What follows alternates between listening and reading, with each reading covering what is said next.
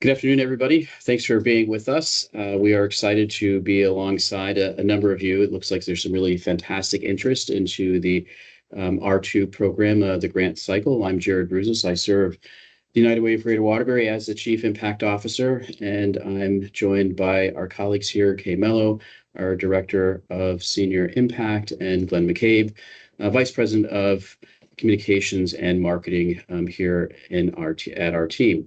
The United Way of Greater Waterbury is really excited about this grant opportunity to serve as the grant manager of the Council's R2 program for the Waterbury region. It's a competitive grant process administered by selecting a grant manager like us to support the community-based initiatives and municipalities and neighbors disproportionately impacted on the war on drugs. The program provides funding to eligible organizations to implement projects focused on long-term community resiliency and revitalization. Through strategic investments and oversight, the R2 program advances Connecticut's social equity objectives by strengthening local capacity, addressing historical inequities, and fostering inclusion of economic growth and opportunities. The R2 Council has committed a generous amount of resources to this project, over $36 million over the next 3 years, to advance equitable economic growth and transparency across 10 priority regions in Connecticut. And those are Bridgeport, Danbury, Hartford/East Hartford, Meriden, New Britain, New Haven and East Haven, West Haven areas, New London, Norwalk, Wyndham, Norwalk itself, Waterbury, and Stamford. The R2 program operates under the equitable evaluation framework, aligning investments with the Council's strategic priorities for economic development, reentry initiatives, which include justice-impacted youth and adults, and youth activities. We want to make sure that all folks that on this call and in the community understand that all submissions are due by 5 p.m. on Wednesday, July 15th, with no exceptions, and are to be emailed to the r2waterbury@unitedwaygw.org address. For questions, feel free to contact us via that same email. Again, that's r2waterbury@unitedwaygw.org, which you can access all of this information on our website, or feel free to give us a call. We'd be happy to talk through this with you at 203-757-9855, extension 126. That's 203-757-9855, extension 126. Now I'm pleased to kick it off to the great Kay Mello, our Senior Director of Community Impact, who is helping us to spearhead this fantastic project initiative. Kay, please take it away. Good afternoon, everyone. It's great to be here today with you all, and thank you for your interest in the R2 program. What we thought we'd do for this webinar is spend a little bit of time reviewing the NOFO, the Notice of Funding Opportunity, the application, and the required attachments, but we also want to be mindful to leave some time for you all to ask some questions. So feel free as we go through the presentation to put your questions into the chat. And then we will allot, I'm hoping, a good 20-25 minutes to answer your questions today. If we don't get to your question today, what we are planning to do is put up a Q&A and post that up on our website, which will have all of the questions with all of the responses. So please feel free to check back after these webinars for that as well. There also will be a recording of this webinar posted on our website as well. So with that, let's go ahead and jump in. I'm going to share my screen here, and we're going to, well, it doesn't look like it's shared. Okay, hold on one second. Let me bring this up.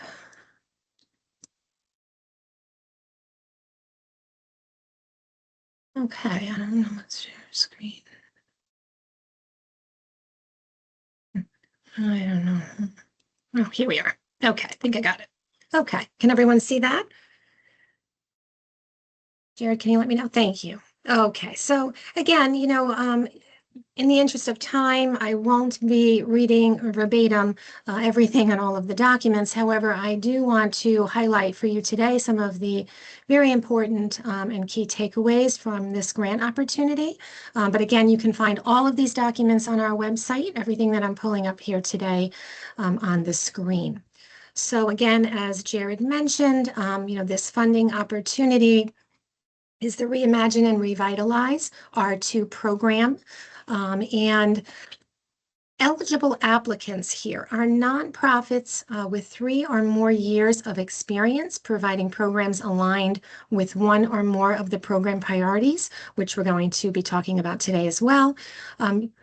Applicants also need to be a nonprofit registered to conduct business in the state of Connecticut, and also organizations need to be located in and providing services in the R2 region. So the region we are speaking about today is Waterbury, or if your organization is applying, it can be one of the other regions that Jared had mentioned previously.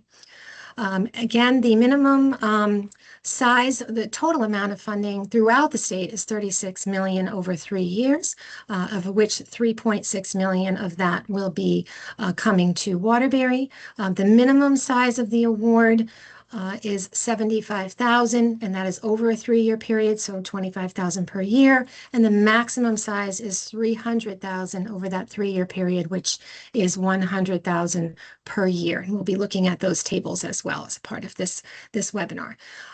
The completed application, and this is very important, must be received by July 15th, 2026 by 5 p.m.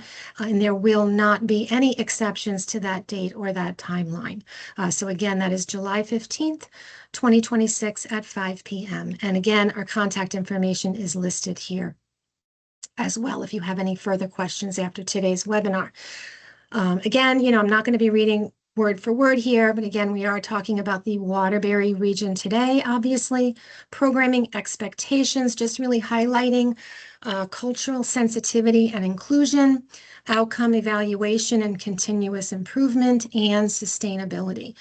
So we're really asking that all applicants comply with those requirements.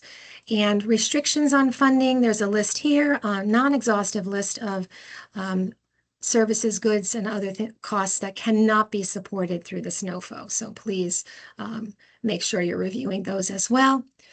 Eligible use of funds does include salaries and fringe, CBOs, which is the community-based organization or the applicant, direct program expenses. Stipends may be used. Mileage expenses are limited to direct program costs and attendance to mandatory grant events. And there is an admin cost allowed of up to 10% of the award. All costs must be reasonable and necessary. And should be allocable to the program. And of course, we're going to be reviewing some of those budgets later, but we're going to ask you to fully explain and justify the need for the expenses that you are asking for. Availability of funds, covered this already. This opportunity is providing 1.2 million per year to Waterbury for 3 years for a total of 3.6 million. And again, just highlighting eligible applicants are nonprofits with 3 or more years of experience providing programs aligned with one or more of the program priorities. You must be registered with the Secretary of State, and you must be a nonprofit located in and serving residents, in this case, in Waterbury. We did get the question, and I'll address this right now because it's at the top of my mind. We did get a question on, does the applicant need to be a 501c3 for 3 years? And the answer to that is no. The applicant does need to have 3 or more years of experience in providing programs, but can be a newly formed 501c3, especially if they've used a fiscal sponsor before. Moving on, funding period for these grants will be October 1st through September 30th, again, for 3 years. So there's only one application for a 3-year award. Here are the different funding levels. And here are the priority areas for this grant opportunity. We have the economic development. We're going to cover these a little bit more specifically in a moment. Reentry initiatives and youth initiatives. And as you can see, for each of the three priority areas, there are various funding tier levels that you can apply for. So you can take a look at that. This chart here lists the annual funding by tier amounts, and this last column represents the number of projects that will be funded within that tier. So again, if you're applying under economic development and you're applying for $100,000, you will, and you get awarded, you will be receiving a total of $300,000 over those 3 years.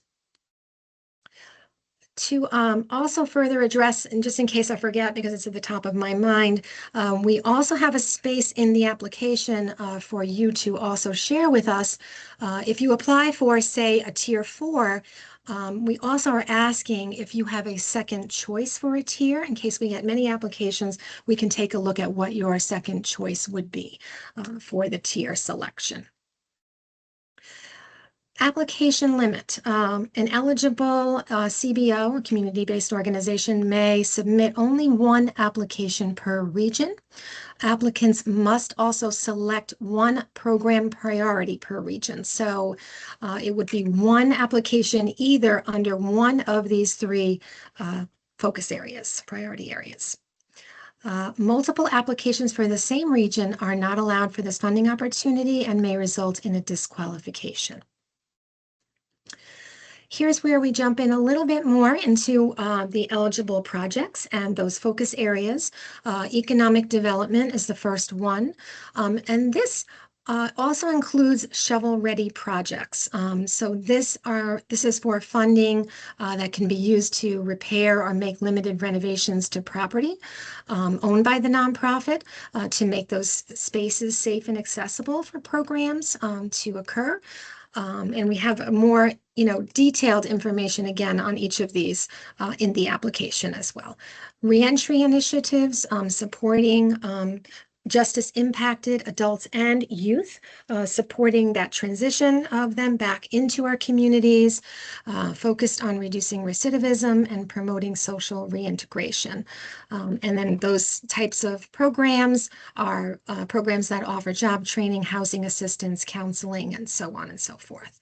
And then we have the youth initiatives as well as that third priority area focused on directing programming, again, for youth, social opportunities, mentorship, and so on. And again, in the interest of time, I'm really just highlighting everything, but we do have more detail within the application on these specific, focus areas and what they entail. And what you can apply for. Again, just to really highlight, again, the timeline, we're conducting 2 webinar sessions, which are recorded today and on Monday. The NOFO was released back on May 26th. The deadline to submit, again, is Wednesday, July 15th by 5 p.m., no exceptions. And then just general to be determined, but we are anticipating the council from the state of Connecticut, rather, is going to approve the awards by September for that start date. Application review. Applications will be evaluated on the following criteria.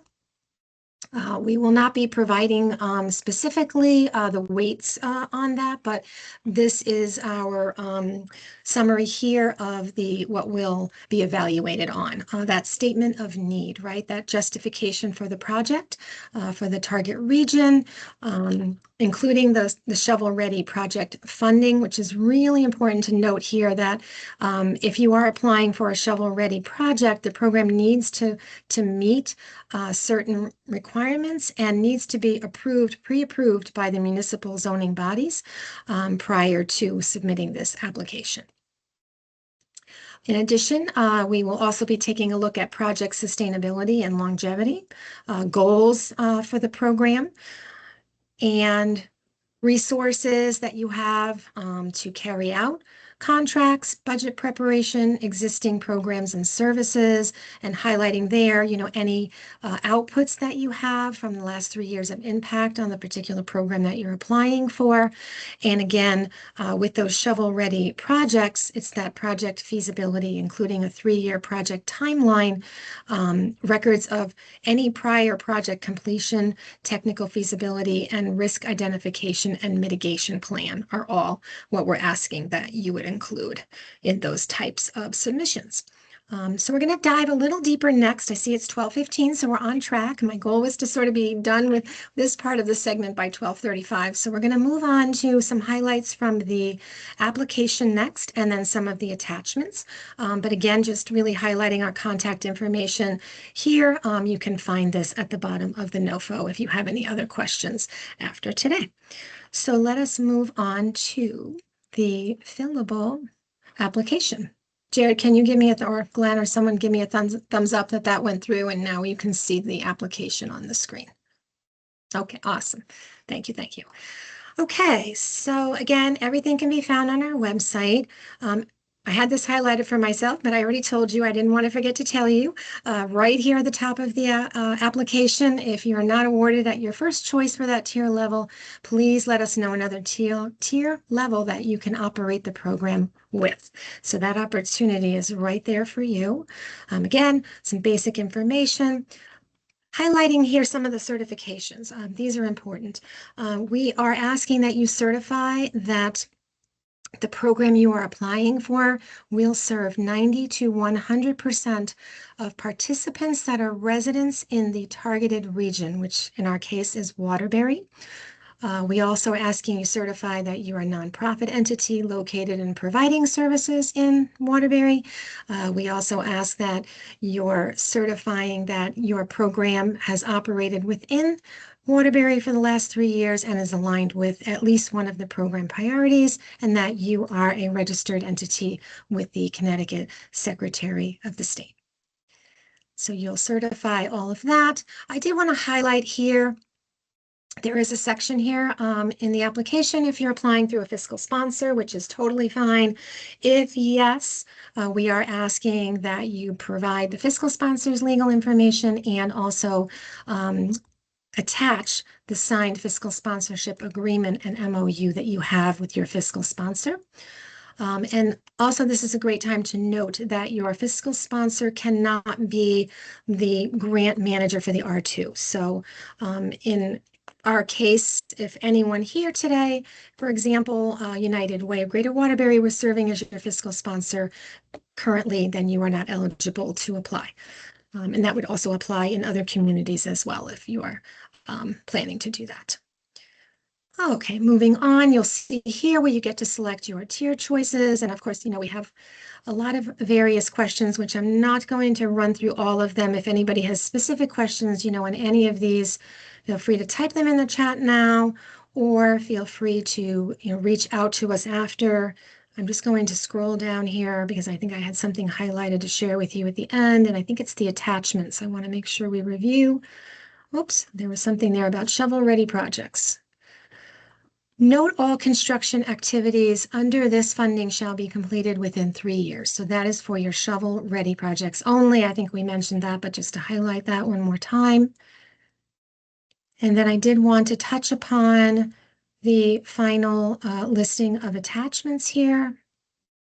Oh, with the funding request, you're going to here just put your total 3-year funding request, even though at the tier level, you're sort of checking off that 1-year tier level, if you will, but here's where you will submit your total 3-year funding request. So in other words, if you check the box for $100,000 per year, that would be $300,000 that would go in this section here. And then lastly, I just wanted to highlight the mandatory attachment checklist, and we'll just take a look at some of these quickly in the packet. We've got the statement of assurances, the conflict of interest, the detailed attachment C. I do want to point out a little bit about attachment C, and I'll highlight it again when we get there.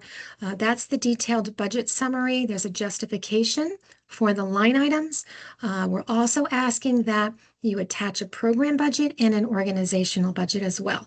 So with attachment C, and when I pull it up on the screen, I'll show you, but there'll be 3 budgets, or in some cases, it could be 2, but we're asking for a budget for, so example, you're requesting 300,000, we're asking for that budget on attachment C to represent that $300,000 funding request. Then we're also asking for you to submit a program budget, which could be one and the same if that's your whole program. But if your program is larger than that, then we're asking you attach that plus the organizational budget. Also asking for 2 years of audited or CPA prepared financial statements. A review is okay. Organizational chart, advisory committee lists, 2 letters of support, resume for all key personnel that will be working under that program you're applying for, proof of your Connecticut Secretary of the State, and again, that fiscal sponsor agreement, MOU, if that's applicable. Moving on, so I did want to just touch upon, there are 5 different attachments, but we're just going to really kind of highlight the different addendums here, just so you're aware of them, and I do encourage you to read them thoroughly after this call, and please, again, reach out if you have any additional questions. Addendum 1 is really just giving us a little more detail on those program priorities, right? What is going to qualify under that economic development? You can see we've got the job, training, employment access, workforce development, the sector skills training, neighborhood revitalization, where your shovel-ready projects will come into play as well. Reentry initiatives, again, focused on the returning citizens in Waterbury, employment, legal assistance, housing assistance, and so on and so forth. You can see it's a pretty comprehensive list of services here. And then lastly, we've got that youth initiative list as well. So you can take a look at that and see, what's eligible here. The nutrition education, mental health support, education and academic support. And again, in the interest of time, I'm not going to list them all, but you get the idea. So addendum 1, again, important to review. Then we'll move on to addendum 2. Addendum 2, special conditions. So really want to let you know here that, any applicants that are awarded under this funding will be required to participate in an in-person formal onboarding training, which will provide you with tools necessary, to understand the program reporting requirements and our standards and compliance obligations, etc. You will also be participating in capacity development courses, which sound really wonderful and awesome here. Performance data, financial management, project management, AI for nonprofits, establishing strategic partnerships, and grant writing strategies. So that is all part of if you are awarded through this grant. And again, if you are awarded, there will be reporting requirements. So I also do encourage you to read through these as well. And again, with the training, we would be diving deeper into these, but just so that you're aware, there will be a monthly financial reporting requirement, as well as that quarterly periodic programming reporting as well. And we also, will be conducting site visits for all of the applicants as well. And what else did I miss here? Yeah, annual completion of the fiscal and programmatic reporting templates. So yes, all kinds of great reporting that will be happening and will be required. And then you can dive a little deeper here into the different types of reporting that we will be asking for, the general types of data, demographic data that is collected. And then under each of the focus areas, you will see the various indicators, which are also in the application. I think we might have skimmed over that. I apologize for that. We can go back for a bit here, but in the application, and I do want to highlight that. So I'm going to go right back to that just for a moment. And we're still doing great on time. Where did my application go? Did I lose that? Okay, well, we'll stay here for now. But in the application, you will see, I can bring it up later. I just skipped around. Here we are. You will see each of these indicators, and you will be required to submit the numbers that you are projecting to serve under those indicators. A question was asked, that do I need to select all of the indicators, all the performance measures under a particular section or subsection within, say, reentry or youth initiatives? And the answer is no, you do not need to select them all. However, we do obviously encourage you to select as many as you can report on, but also being mindful to select those performance measures that will allow us to all look at the program effectiveness and outcomes of the program to get a great idea of how successful that program is operating. And so this is pretty much the end of this particular addendum. So we will go now to the fourth addendum, which is again, just highlighting again, we've really covered this, but the submission requirements and required attachments. So that completed cover, an application form, the audit, the 3 budgets, or possibly 2 if your program budget is the same as your grant award request. And the program addition, the organization budget, all those statements, attachment A and B, and et cetera, et cetera. We covered all of those, including that fiscal sponsorship agreement. So here's where you'll find all of these attachments to download and get signed. I did want to review this attachment C again is that budget summary for the use of the R2 funds, the amount that you're requesting. So again, if you're asking for 100,000 per year, that would be 100,000 per this particular document will total up to 100,000 for year 1 and your 100,000 for year 2 and 100,000 for year 3, and then you'd have your 300,000 in your total. So down here you'll have your 300,000. And then this is the budget justification form. So for each line item, we're asking that you list the line item, the amount, and that justification, including any breakdown of costs, how you arrived at that particular cost expense for that program. And then here is where we're asking that you also list all of the staff that are going to be, paid under this particular grant request with the use of R2 funds, their position, their hours, their hourly rate, and total salary and fringe. And then lastly, I just wanted to highlight there is a subcontractor schedule here for you. If anybody is planning to subcontract out, this is a form that would also need to be completed and attached. And lastly, we're right on time. It's 12:27, so I'm exactly where I wanted to be because I do want to give you all time again to ask questions. Is this Addendum 5, which is the award notification and post-award requirements, in that how we will be notifying folks in writing following the completion and the review of the approval process, and award notices will be delivered electronically to the primary contact identified in the application. And then, of course, if you are awarded, there will be contract execution and that training, which is a requirement to participate in this wonderful opportunity.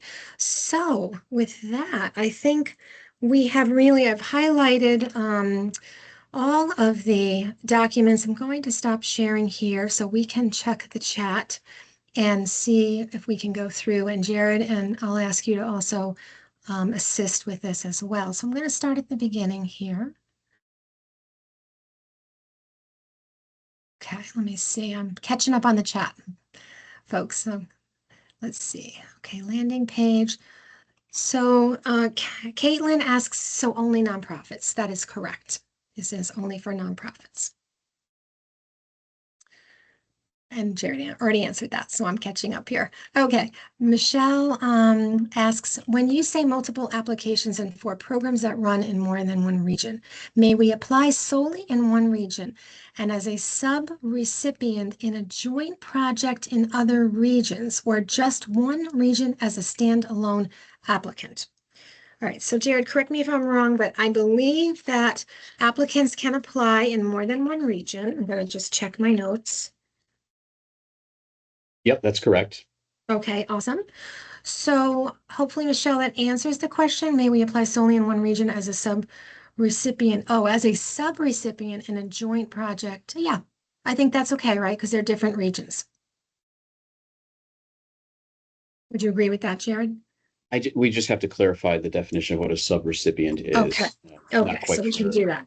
Okay. We're going to clarify that for you, Michelle. Hmm. So, and we have a copy of this recording, so we can go back and get that. I'm writing that down. What is the statement of assurances? Okay, the statement of assurances, and it's in your packet. I believe that is the addendum number 4.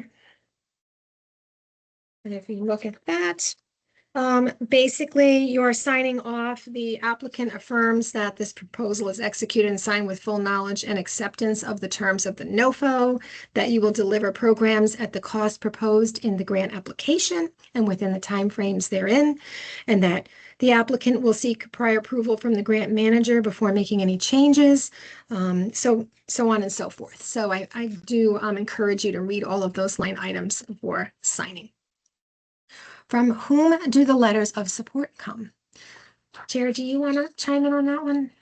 Sure. I was just typing into it. It could be anybody that you see fit at this point, whether it's other nonprofits, other organizations that you're partnering with. It could be members of your board. It could be local civic leaders or other leaders in the community that you see would help advance your application and have a favorable outcome for. Thank you. Hopefully that answers your question there, Karen. And then Michelle asks, must report metrics be included with the application? Absolutely. Yes, we are asking that you select performance measures, and they are all in the application. So they're there for you. You just select the ones that you can report on. But again, you don't need to select all of them under a particular. So if you're applying under youth initiatives, you don't need to select every single one, but please do select those that you feel will give us the best idea of how the program is succeeding and moving along, because that will be what your monthly reports and your quarterly reports will look like for us, right? You'll be tracking those measures. So that would be a great indicator for us as to how the program is doing. Was the table depicting the tiers for the applications also saying only 2 to 3 awards will be issued at each tier? That is correct, Michelle. So I'm going to go back to that table here. That was in the NOFO, correct? I'm going to go here. Oh, here we are. Good. It was right here for me. That is correct. So there will be a total of up to 18 contracts awarded through this funding opportunity. And as you can see here, you can look at each priority area and each tier.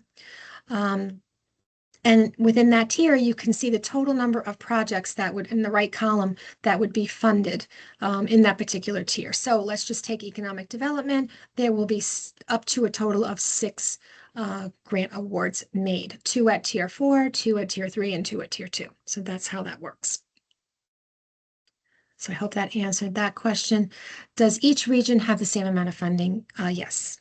There are the 10 regions with the same amount of funding. It's 36 million throughout the state, and it's 3.6 million to the 10 cities that are listed in the NOFO. You're welcome, Michelle. Any other questions? We can hang out here for a few minutes. I can, in the meanwhile, I can review. We will be, again, posting a Q&A on our website. And this is going to list comprehensively all of the various questions and answers coming from not only the Waterbury region, but other regions throughout the state. We're all working together. So as folks are asking questions, we're, taking those down. So it will be a full list of Q&As, including any questions from this session and our webinar on Monday. Okay, Lizette asks here, given that reentry initiatives include services like case management, housing support, and employment assistance, can R2 funding be used to support the ongoing delivery of these services within an existing program, or must activities represent new or expanded projects? That's a really great question. And the answer is yes, they can support the ongoing delivery of these services within an existing program.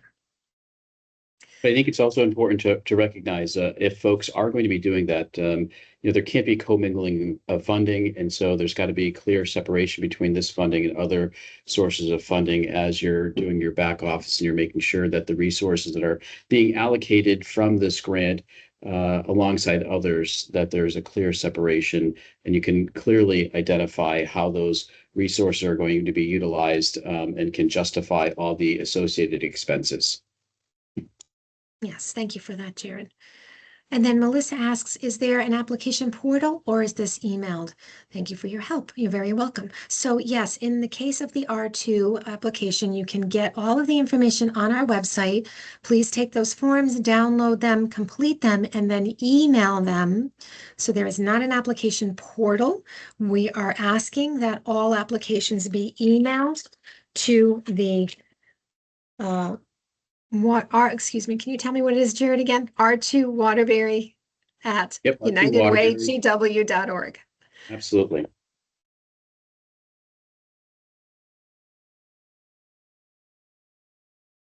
Just waiting to see if anyone has any other questions. Just going to take a look at the Q&A that we haven't posted yet, just to see if there's anything here that is, while we're waiting. Oh, got another question.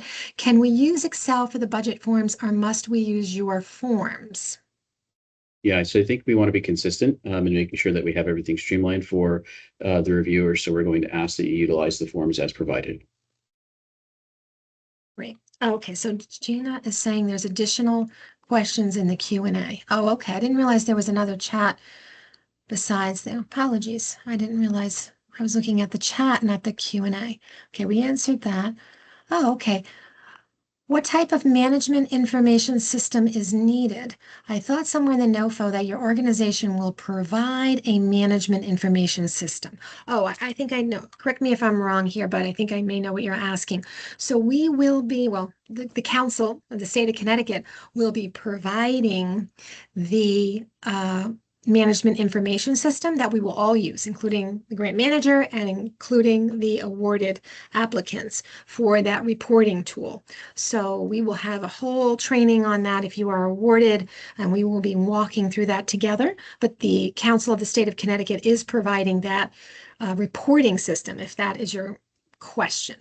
And I think it's important to recognize, so that's for the reporting system itself. So some organizations may use other systems like the HMIS, the Homeless Management Information System, or ETO, or others that you have internally. There is no one prescribed platform which folks have to utilize in order to maintain their work there. However, what is being asked, though, is the outcomes that might be in those systems, those databases. Those outcomes must be reported from the one system to the council. So it's not required that you have a specific database that you're using to gather all of your information, your CRM that you have internally. But what is being asked are all outcomes are being gathered via one specific portal that's being provided from the council. Great, thank you. Appreciate that. We had a question here. If we are fiscally sponsored, are the audited financial statements to be from our organization or the sponsor? Okay, so this is going to be also addressed on the Q&A we're going to post on the website, but I can tell you right now that the audited documents, if applying with a fiscal sponsor, please submit your fiscal sponsor's audited documents. And then there's a whole list here of, with the attachment A, if applying with a fiscal sponsor, both you and the fiscal sponsor must complete and sign attachment A. Again, this will be in writing, posted on our website, so you don't have to take the notes at this moment. But same for attachment B, if you're applying with a fiscal sponsor, both you and the fiscal sponsor must complete and sign attachment B. Organizational budget. Please submit the organization budget for the sponsored organization, not the fiscal sponsor. Current organizational chart. If you're applying with a fiscal sponsor, please submit the org chart for the sponsored organization, not the fiscal sponsor. Board of directors or advisory committees. If applying with a fiscal sponsor, please submit for the sponsored organization, not the fiscal sponsor. And then proof of Secretary of State registration is going to be, please submit the fiscal sponsor's proof of registration. And then don't forget, you also need to attach that fiscal sponsorship agreement or MOU. I hope that answers the question. Let's see, what else did we miss here? If a think I if a was 501, go ahead, sorry. Yeah, I think Jerry. the other questions, Kay, I was able to connect with folks while you were going through. I was able to Oh, respond I to them, see. Oh, to awesome. work back and Great. forth. And so it Okay. I looks like see your we've been able to, comments. yeah, to respond to all of them, and which is great. Great. I'm just going to go back to the chat now. I didn't realize that they had like two areas for the questions here. Just to make sure okay,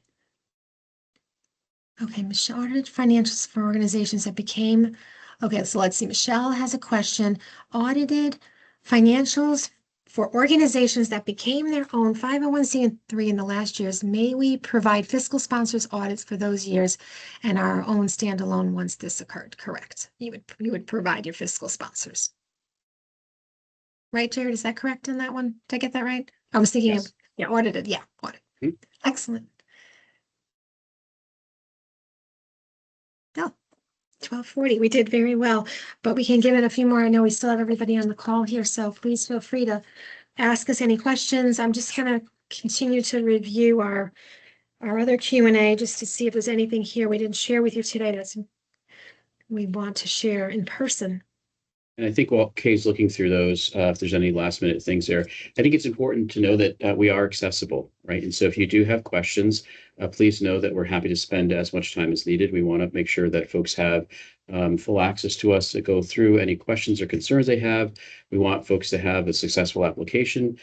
So to the extent we can, feel free to reach out to us again through that email portal or through the phone number. And again, you can reach us via email at any time within, obviously operating hours, typical operating hours, but it's at the R2 Waterbury at UnitedWayGW.org website, or you're also welcome to give us a phone call as well at our phone number at extension 126. And we are here to respond to your questions and concerns that you may have. So anytime that you have something, feel free to reach out. We are monitoring and reviewing that email regularly, so we are doing our best to try to be as quick and respond as timely as possible so that we're not delaying your process as well. So we are here. So if you do have other questions or concerns outside of the conversation, and after you take a look at some of the other Q&A that's going to be posted on our website, please do contact us. We're more than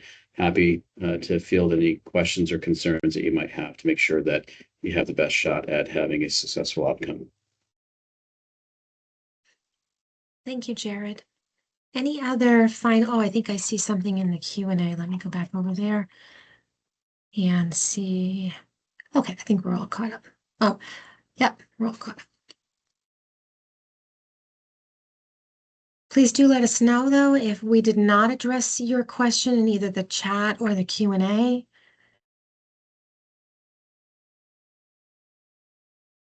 I guess by typing it in again, just in case we missed something, but I don't think so.